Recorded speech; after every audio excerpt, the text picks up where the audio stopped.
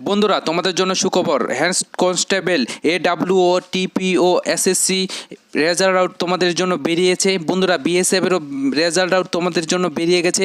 তো বন্ধুরা আমি তোমাদের একেবারে নোটিফিকেশনটা দেখিয়ে দিচ্ছি, দেখতে পাচ্ছ একেবারে 21 তারিখে, ডিসেম্বরের 21 তারিখে বেরিয়েছে। Head constable wireless operator, teleprinter operator in Delhi police examination declare of final result. বন্ধুরা তোমাদের ফাইনাল রেজাল্ট বেরিয়ে গেছে।